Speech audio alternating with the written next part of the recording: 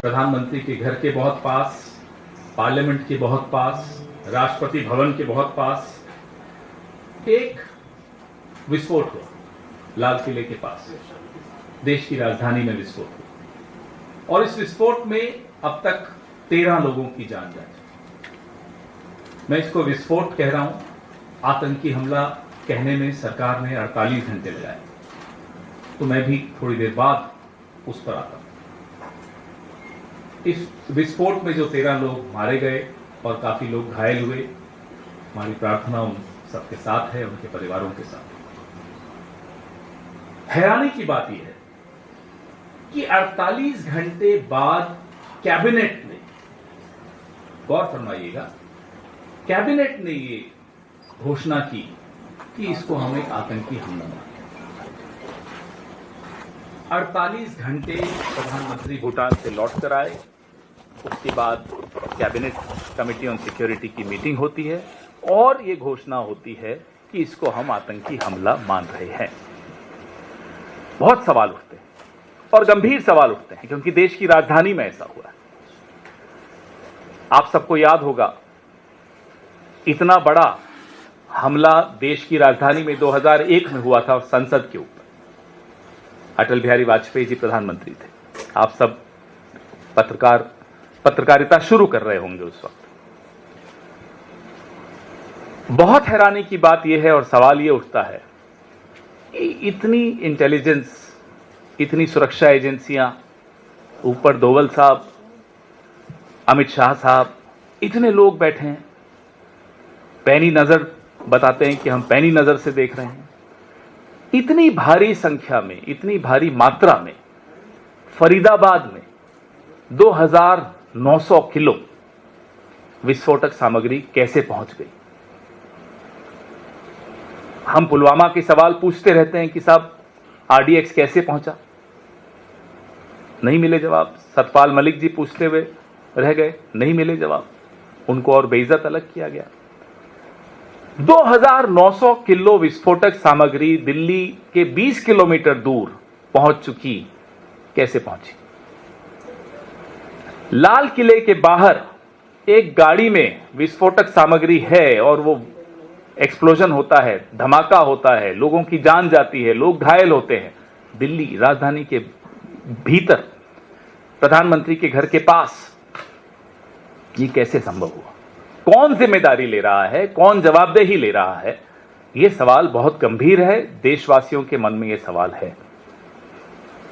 Congress party ने हमेशा, जब भी देश पर कोई हमला होता है, देश के किसी कोने में कोई आतंकी हमला होता है, वो उरी हो, पठानकोट हो, अमरनाथ हो, पहलगाम हो, या उससे पहले पुलवामा हो, या अब लाल किला हो, हमने बार बार यह दोहराया है कि हम सरकार के साथ खड़े रहेंगे। सरकार मजबूत कदम उठाए, हम उनके साथ हैं। प्रधानमंत्री पहलगाम के बाद, ऑपरेशन सिंदूर के बाद जो हुआ, उस पर मैं दोहराना नहीं चाहता, आप सबके सामने है। अब तो हम गिनती भी भूल गए, ट्रंप ने कितनी बार क्या क्या कहा कि उन्होंने जबरदस्ती सीज फायर कराया था। चलिए उस पर आज नहीं जाते। बिहार के चुनाव में प्रधानमंत्री ने कितनी बार हल्की टिप्पणियां की विपक्ष को लेकर, पहलगाम को लेकर, ऑपरेशन सिंदूर को लेकर, हम उसमें भी नहीं जाना चाहते। अपनी अपनी राजनीतिक चरित्र है, अपना अपना तरीका है राजनीति करने का, हमारा यह तरीका नहीं। हम सरकार के साथ खड़े हुए आपको हमेशा मिलेंगे जब भी कोई हमला होगा, लेकिन सरकार से सवाल पूछने का भी हमारा एक धर्म है जो हम निभाएंगे। यह विस्फोटक सामग्री कैसे पहुंची, यह विस्फोट कैसे हुआ, किस स्तर पर फेलियर हुआ, किसकी विफलता रही, कौन जवाबदेही लेगा, कौन जिम्मेदारी लेगा? हमें याद है 26/11 हुआ था, हमारी सरकार थी, गृह मंत्री ने इस्तीफा दिया था। इसलिए हम एक नैतिक ताकत से यह पूछ सकते हैं कि साहब आपके यहां जिम्मेदारी कौन ले रहा है, आपके यहां जवाबदेही किसकी हो रही है? हम यह भी मांग करते हैं कि प्रधानमंत्री की अध्यक्षता में एक सर्वदलीय बैठक तुरंत बुलाई जाए। देश की राजधानी पर हमला हुआ है, प्रधानमंत्री की प्राथमिकताएं हो सकती हैं भूटान रही हों, अब तो वापस आ भी गए हैं। अब बिना विलंब के एक all party meeting under the chairmanship of the prime minister. ये रिपीट मैं इसलिए कर रहा हूं, इंग्लिश में भी हिंदी में भी, ताकि उनको ये बात समझ में आए प्रधानमंत्री जी को, कि ऑल पार्टी मीटिंग बुलाना और घमंड इतना कि आप उसमें खुद ना आए, ये अच्छी बात नहीं है, क्योंकि देश की सुरक्षा से जुड़ा हुआ मामला है और गंभीर मामला है। इसलिए हमारी ये मांग है कि प्रधानमंत्री अपनी अध्यक्षता में एक सर्वदलीय बैठक बुलाए, ऑल पार्टी मीटिंग बुलाएं। हमने यह भी मांग की है कि जो संसद का सत्र होने वाला है उसको थोड़ा एडवांस कर दें, प्रीपोन कर दें, थोड़ा जल्दी इसको बुलाएं, क्योंकि ये एक गंभीर चुनौती है देश के सामने। हमें नहीं लगता, हमें मालूम नहीं कि सरकार इसको कितना गंभीरता से ले रही है। कोई इसके सबूत तो नहीं मिल रहे कि सरकार इसको बहुत गंभीरता से ले रही है। भूटान तो नहीं जाते प्रधानमंत्री अगर बहुत गंभीरता से ले रहे होते। ये हैरानी की बात है, ये बड़ा परेशान करने वाली बात है। हम सरकार के साथ खड़े हैं, बनिस्पत सरकार एक स्टैंड ले, सरकार खड़ी हुई दिखे, सरकार कुछ करती हुई दिखे। इसलिए हमारी ये मांग है कि आप ऑल पार्टी मीटिंग बुलाइए, आप संसद के सत्र को थोड़ा जल्दी कराइए, और ऑपरेशन सिंदूर के दौरान पहलगाम के बाद प्रधानमंत्री ने कहा था, सरकार ने कहा था कि एक न्यू नॉर्मल डॉक्ट्रिन है। वो डॉक्ट्रिन आपको याद होगा कि कोई भी आतंकी हमला उसको हम एक्ट ऑफ वॉर मानेंगे, युद्धात्मक कार्रवाई मानेंगे। हम ये जानना चाहते हैं सरकार से, अब इस आतंकी हमले को आप किस तरह से देख रहे हैं, क्योंकि जाहिर सी बात है यह आतंकी हमला हो, इसको बाहरी ताकतों द्वारा समर्थन भी मिल रहा है, ताकत भी मिल रही है, प्रेरणा भी मिल रही है। This act of terror draws its sustenance and support and inspiration from external forces. Therefore, we want to know from the Prime Minister the so-called new normal doctrine that was touted during Operation Sindoor and after Pahalgam by the Prime Minister, by the BJP government. Does it still stand? These are our questions. Your questions, please. Sir, Tangram appears to have already absorbed Pakistan is saying and there are clear signs of this being a homegrown terror operation. He's also pointed out to how he had mentioned all of this earlier as well, but the government never seems to pay attention. If the government takes over 50 hours to give any clear picture, obviously there will be a lot of room for speculation. Obviously there will be a lot of theories floating around within the studios, television studios. Every day, every hour, we are watching new theories being floated by all of you. So in the absence of any clear picture, any official version, obviously there will be theories. The government took 50 hours to conclude that this was a terror attack. There were speculations, there were theories being touted. Somebody said it was a CNG blast, somebody said it was something else. So, for any responsible government, you should not leave any room for any speculation from any quarter. That's how a responsible government acts.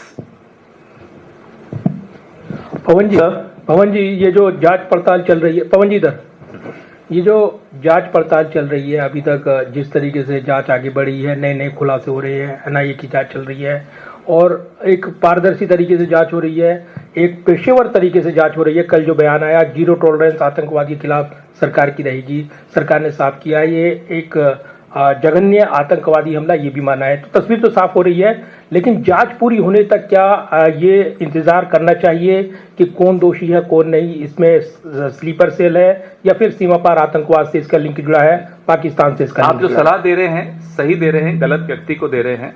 ये सलाह आपको TV channels को देनी चाहिए, ये सलाह आपको BJP के जो सोशल मीडिया हैंडल्स हैं उनको देनी चाहिए, ये सलाह आपको तमाम राइट विंग इन्फ्लुएंसर्स को देनी चाहिए। Don't jump to conclusions. और कंक्लूजन्स पे जंप दो हालातों में लोग करते हैं। एक, जब कोई स्पष्ट पिक्चर सामने नहीं रखी जाती, सरकारी वर्जन सामने नहीं आता, तो जाहिर सी बात है अलग अलग थ्योरीज आती हैं।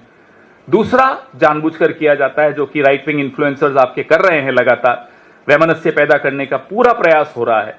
आपकी बात बिल्कुल सही है, लेकिन ये पास ही में है बीजेपी का हेडक्वार्टर, वहां जाकर कहिए। सर काम Sir, you talked about fixing accountability. So, are you directly asking for the Home Minister's resignation? Who is responsible for internal security? To the best of my knowledge, it is the Home Minister. Of course, he was busy campaigning in Bihar. We understand that. We understand his priorities. Like his boss's priorities are Bhutan more than Delhi. We understand that he was busy covering CCTV cameras of hotels where he was staying to do some strange meetings. But the responsibility of internal security lies solely with the Home Minister of India. I mean, I remind you again of 26/11. The Home Minister of India resigned. Sir घटना हुई है, इस घटना में एक चीज जो सामने आई है कि सारे बड़े डॉक्टर हैं, उसको कैसे देखते हैं आप? भाई, जब तक सामने आधिकारिक रूप से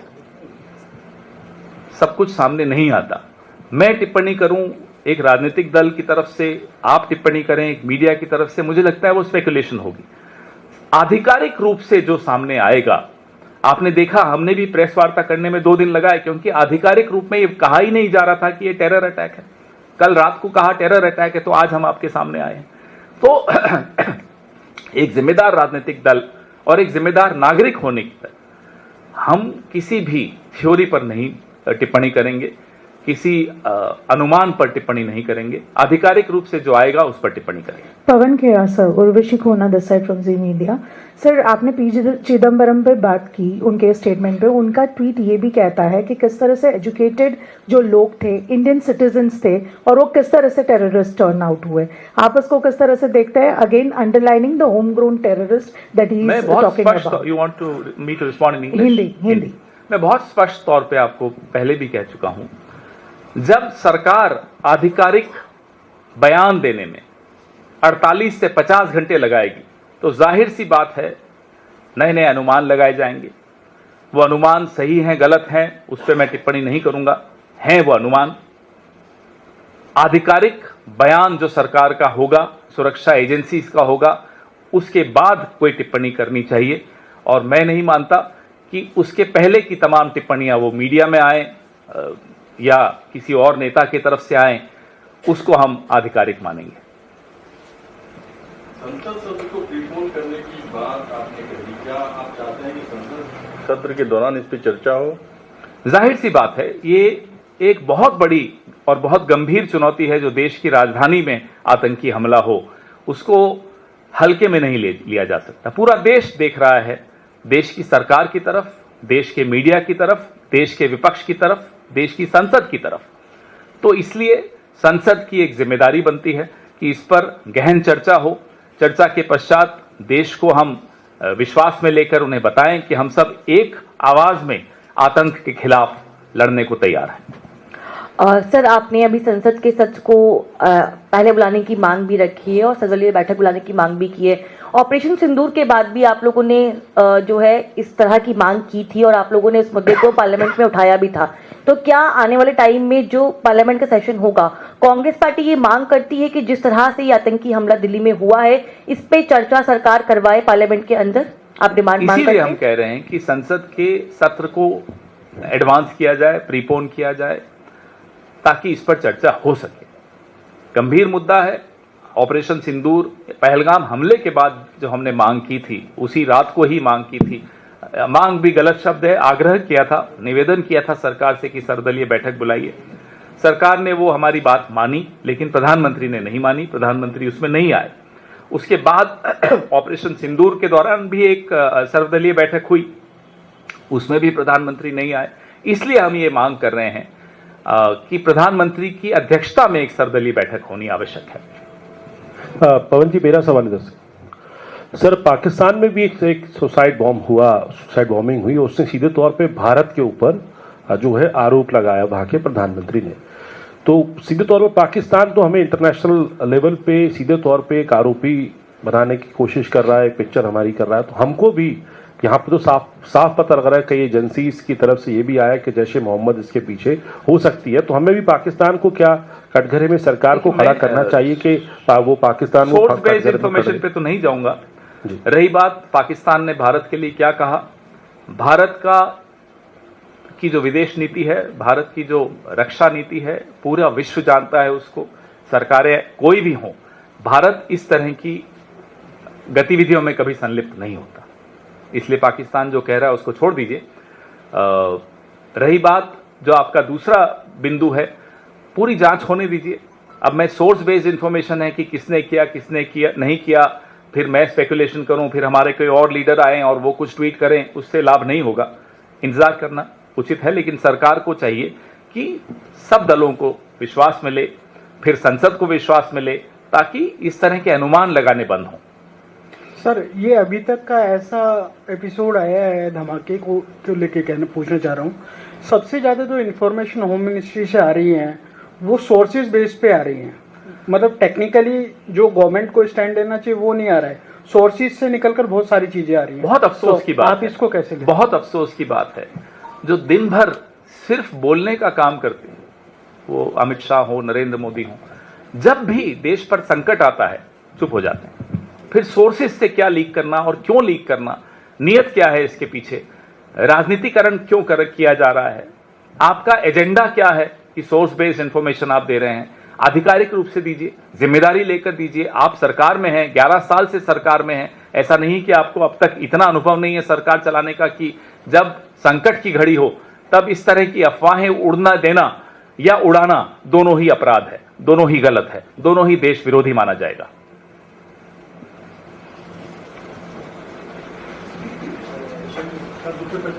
नहीं, हाँ नहीं, इसी पे रखिए अभी। आज ये एजेंडा अलग है, आज ये संकट की घड़ी है, नहीं बिहार नहीं ये। सर, लास्ट टाइम ऑपरेशन सिंदूर के दौरान भी सुना तो नहीं था उन्होंने कि आपके जो डिमांड्स थे, अब इस बार कितने स्ट्रिक्टली, बिकॉज दिस इज मतलब obviously operation Sindoor was also severe, यहाँ पे जिस तरह से लोगों की मौत हुई है उसको लेकर अपोजिशन और कितना स्टर्न स्टैंड लेगी? हम मिलकर सब लोग आवाज उठा रहे हैं, संसद में भी उठाएंगे, आपके मार्फत उठाएंगे, और हमें पूरा भरोसा है कि आप लोग भी पिछले 11 साल में वो जो हुआ उसको भूलकर एक ऐसा स्टैंड लेंगे जो देश के हित में होगा और हमारी आवाज को बुलंद करेंगे। हम अपना धर्म निभा रहे हैं, सरकार अपना धर्म नहीं निभाए तो उसमें आपको और हमको मिलकर आवाज उठानी चाहिए। सर, गृह मंत्री अमित शाह कह रहे हैं कि जो भी इसमें शामिल होगा सबको अदालत के सामने ले जाकर उचित सजा दिलवाएंगे, ये प्रधानमंत्री का संकल्प है और ऐसा उदाहरण पेश करेंगे कि भविष्य में ऐसी घटना ना हो। ठीक है, अच्छी बात है, लेकिन हमें जो सुना था ऑपरेशन सिंदूर के तुरंत बाद, ये एक न्यू नॉर्मल डॉक्ट्रिन है, न्यू डॉक्ट्रिन है। फिर उस डॉक्ट्रिन का क्या होगा ये भी देश जानना चाहता है, क्योंकि देश के उस वक्त के गुस्से पर पानी फेरने के लिए अगर आपने सिर्फ एक जुमला दिया तो अलग बात है, तो बता दीजिए कि ये जुमला था।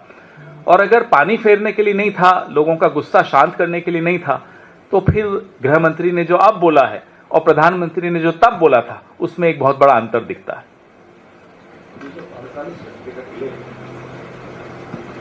ये जो 48 घंटे का डिले है सरकार का ये मानने में कि टेरर एक्ट है, ये डिले का कोई कारण आपको लग रहा है खास? नहीं समझ में आ रहा। कभी किसी सरकार ने ऐसा नहीं किया। मुझे अच्छी तरह याद है 26/11 के बाद डॉक्टर मनमोहन सिंह ने राष्ट्र के नाम संबोधन किया था, प्रेस को संबोधित किया था, तुरंत आधिकारिक रूप से संवाद हम लोगों ने, हमारी सरकार ने मीडिया के मार्फत देश से शुरू किया था ताकि कोई अफवाहें न फैल सके।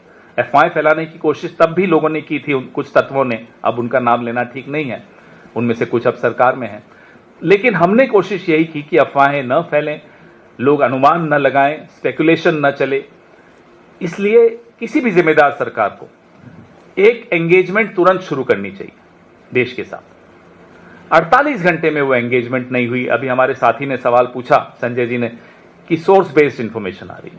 ये सोर्स बेस्ड इंफॉर्मेशन का एजेंडा कभी सीधा नहीं हो सकता, का एजेंडा कभी देश के हित में नहीं हो सकता। अब ये तो मुझे नहीं मालूम, आपने जो सवाल पूछा ये मेरे दिमाग में भी अभी ये बात आई है जो आपकी वजह से, कि क्या कोई इंटरनेशनल कारण है, क्या कोई अनुमति लेनी है किसी से, क्योंकि जिस तरह से ऑपरेशन सिंदूर में डोनाल्ड ट्रंप ने हमें बताया कि सीज फायर हो गया है, तो मुझे नहीं मालूम कि क्या प्रधानमंत्री को अब ये बोलने के लिए भी अनुमति चाहिए विदेश की कि ये टेरर अटैक है, मुझे नहीं मालूम, लेकिन सवाल आपका बहुत वाजिब है।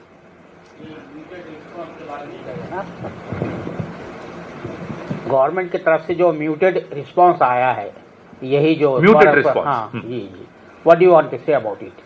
We want to ask questions. I completely share the curiosity you have, the concern you have as media and as responsible representatives of the media. Why this delay? I don't know about muted response. That's your version, and I completely respect it. Perhaps he is right. There is international pressure. Perhaps they needed permission from abroad to even term it as a terror attack. In that case, it would be very unfortunate. Pawan sir, मेरा सवाल ये है, लगातार जिस तरह से इस पूरे मामले में 2900 किलो अमोनियम नाइट्रेट फरीदाबाद पहुंच जाता है, 350 किलो आरडीएक्स पहुंच जाता है, गृह मंत्री लगातार इस बात को कहते हैं कि अगले साल तक हम नक्सल पूरा खत्म कर देंगे, आर्म्स एम्यूनिशन का जो पूरा चेन है वो उसको ब्रेक कर दिया जाएगा। राजधानी के 20 किलोमीटर की पेरिफेरी में इतना सारा आर्म्स एम्यूनिशन आरडीएक्स का आना, क्या जो राष्ट्रीय सुरक्षा सलाहकार हैं या गृह मंत्री है, सीधी जिम्मेदारी उनकी नहीं बनती है? क्या कांग्रेस पार्टी इस इतनी बड़ी घटना के लिए सीधे गृह मंत्री का इस्तीफा नहीं मांगे? सीधा सीधा अपनी प्रेस वार्ता के शुरू में और कल हमारे महासचिव संगठन ने कल और आज दोनों दिन लगातार आपसे बात भी की मीडिया से, और यही बात रखी कि गृह मंत्री की सीधे सीधे जिम्मेदारी है। यह भी कहा कि हमारे वक्त 26/11 में गृह मंत्री ने इस्तीफा दिया था। हम ये मानते हैं कि ये काफी इतने समझदार तो हैं कि इस इशारे को समझे। वही फरीदाबाद वाला। देखिए, ये सामग्री कहां से आई? सिर्फ सीएम का नाम ले लें तो ये गृह मंत्री को बचाने वाली बात होगी। ये सामग्री हरियाणा से आई, हरियाणा में कहां से आई, ये सारी जांच होनी चाहिए। अब फिर इन्होंने क्या किया, आधिकारिक रूप से कुछ चीजें बताई, बाकी सोर्स बेस शुरू कर दी। सोर्स बेस में आया साहब रीजन बन रहा था, वो बन रहा था, ये बन रहा था, अलग अलग अफवाहें उड़नी शुरू हुई। तो अफवाहों से अपना इनका काम चल रहा हो तो हो सकता है इनकी पार्टी का काम अफवाहों से अच्छी तरह चल जाता होगा, सुचारू रूप से चलता होगा, लेकिन देश की सरकार अफवाहों के ऊपर नहीं चल सकती, क्योंकि देश की सुरक्षा का सवाल है।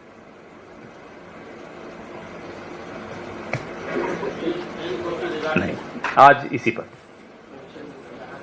नहीं, कल करेंगे बिहार पे, आज नहीं। एग्जिट पोल पे हम कभी ना बोलते हैं, ना सुनते हैं एग्जिट पोल को, ना देखते हैं एग्जिट पोल को। फिगर दिया था, होम मिनिस्टर गिवन 160 फिगर। बोलने दीजिए, होम मिनिस्टर की यही तो प्राथमिकताएं हैं, यही प्राथमिकताएं हैं। पूरे वक्त बिहार में थे, यहां ये हालत हो रही है कि विस्फोटक यहां 20 किलोमीटर दूर तक आ गया। आप करिए प्रचार, फिर किसी और को गृह मंत्री बनाइए जो प्रचार नहीं करता हो। धन्यवाद।